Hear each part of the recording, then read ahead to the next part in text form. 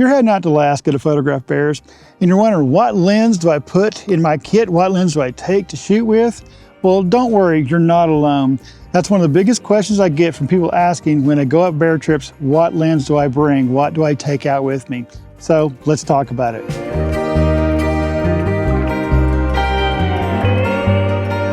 Welcome back to the channel, everyone. I'm in beautiful British Columbia right now, and there'll be a video later talking about why I'm in British Columbia in Canada right now instead of in Alaska. But we're going to talk about lenses that you take out for bear trips. And if you watch the other video I had about where you can find bears, guaranteed to find bears, go watch that. I'll have a link in the description to that. But what I've been getting a lot, and I've always gotten in the past, was what lens do I need to take for these trips? Well, there's three types of trips we're going to talk about and three types of lens considerations. The first one is going to be going to Kodiak to see the bears in September, in October, that time frame, August, that time frame.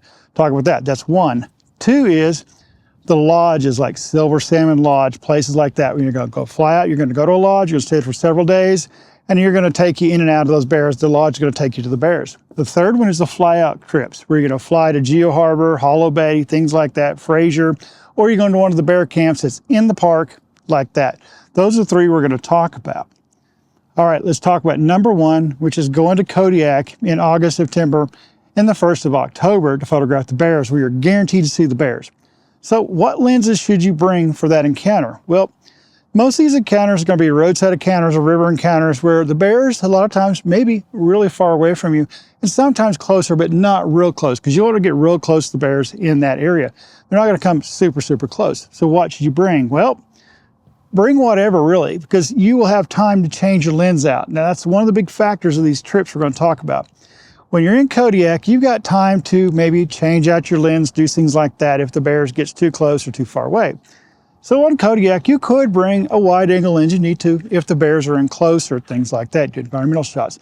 But most times what I'm going to recommend is something kind of like this R3 rig here with the 2 to 800. So any of your 1 to 500, 1 to 600s, things like that are going to be great.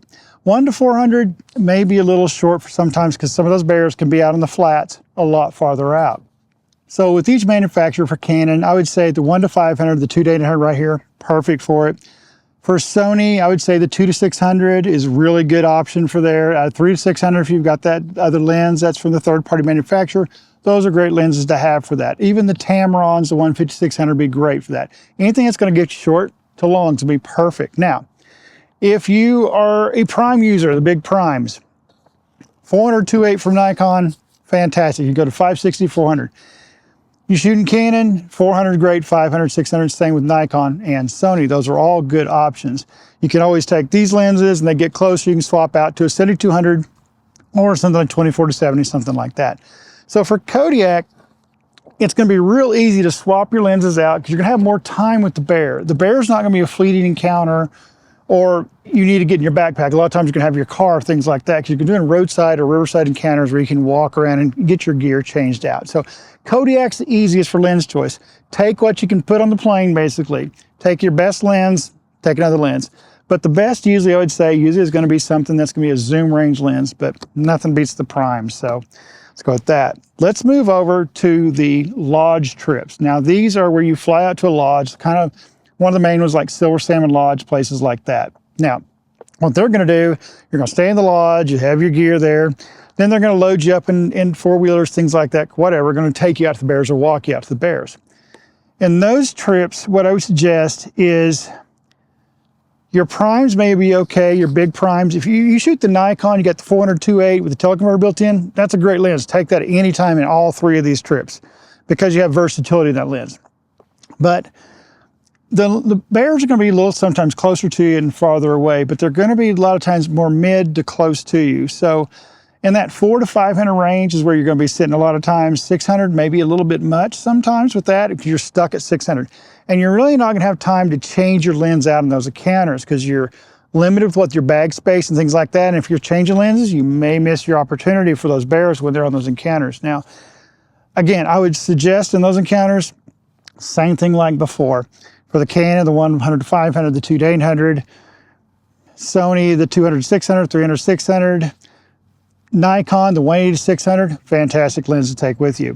600, 6.3, probably not. 400, 4.5, probably not also, because you're gonna have to change those lenses out because you're stuck at a prime. Again, the only prime I'm really saying for that trip would be the Nikon version, the 400 2.8, where you can go to 560 and 400 back and forth. So you got 400 600 range, basically what you've got with this lens.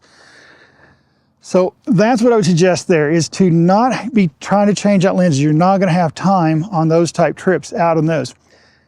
So pick a lens that you can get that range, because that bear gets up close to you. You need to zoom back out in that and back out. Now, something I'm going to say, and the next one's going to apply back to this one. So let's talk about the last encounter, which is your fly out trips or your camp trips.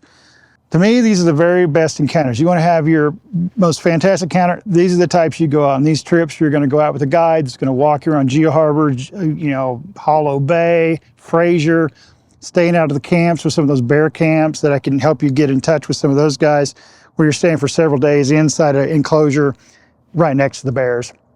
And that, I'm going to say again, is, let's go to primes first.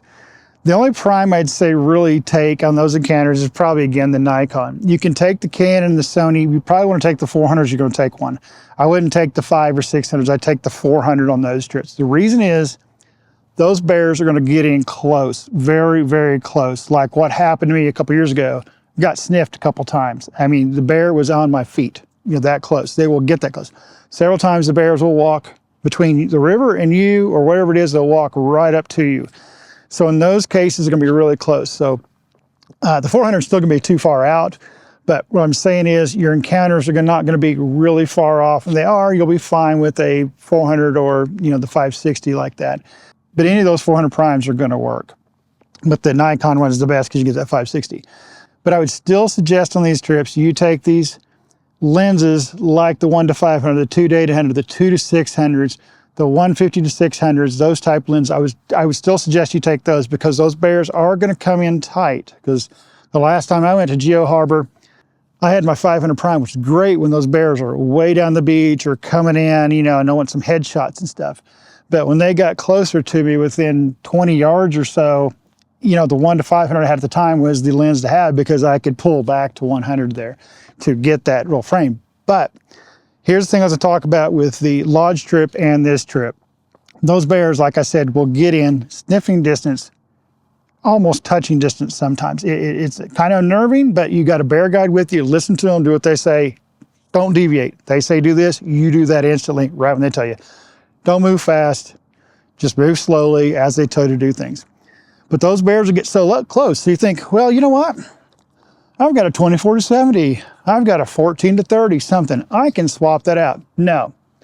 When you're on those trips, 2 reasons you don't want to swap it out. 1, you don't want to make a lot of extra motion when that's happening. 2 is the environment you're in. You're usually in like what's happening right now. It's snowing on me right now. It's about 30 degrees where I'm at right now. I'm up in British Columbia, almost to the top of it. And it's a little cold, snowing. But what you're going to have, you're going to have a lot of rain. I've always had rain every time I go out. You're also, in the ground that you're on is called pumice. That's like pumice stones to grind yourself. It's silica from the volcanoes. That will get everywhere. So you don't want to be swapping your lenses out in that environment, rain, mud, pumice. You will have a nightmare and a mess, and you don't have time. Now, the biggest reason I say that is also that bear is close. Just get your phone out. Use your phone for those encounters when they're super close. Another reason to use that phone, not be using a wide angle lens in that circumstance, is you don't want to have your head up here down this lens when that bear is that close. When that bear gets that close, get your phone out, videotape it, take a picture, whatever, listen to your guide. Your guide's gonna be sitting right over your shoulder telling you what to do. When they're that close, be cognizant of your surroundings and what's going on. Don't be down that lens. Now, if your guide's telling you to get down that lens, that's fine. Listen to him or her, whoever it is. But do what they're saying. And when those bears get in close, you don't have time to swap this out to a wide angle, and you're going to get your lens and your everything messy from that pumice in the places I'm talking about in Geo Harbor, Katmai, Geo Harbor, places like that on those camp trips or your hike out trips when you're flying in. You don't have time to mess with this lens. Keep one lens on your body. That's it. Just stick to that. You'll be safe. You'll get your shots. The 100, just 800 range, anything in there, those variable focal ranges, perfect lenses to take out with you. you'll be fine because you can get your angles for your blurs, things like that. Don't worry about larger apertures. But that's going to give you success in what you take out. You're going to take out in your backpack on those trips, Silver Salmon Lodge, those type lodge. I keep naming that same lodge. The other one that comes to the top of my head. There's several lodges out there. Or your fly out trips. One lens, that's all you need. Take one lens, that's it. Either a big prime that you're going to be happy with that focal range wherever you're at, using your feet. Like I said, the Nikon's great because you got 400 to 600 basically. Or use a variable focal range lens. It's going to be the best bet to go. One out in that. If you're going to Kodiak, take whatever you want that you can put in your bag to fly in with. That is it. Kodiak, I'd probably say variable aperture lens, good. Some type of wide angle lens for landscapes or some wider shots you may want to do outside the bears.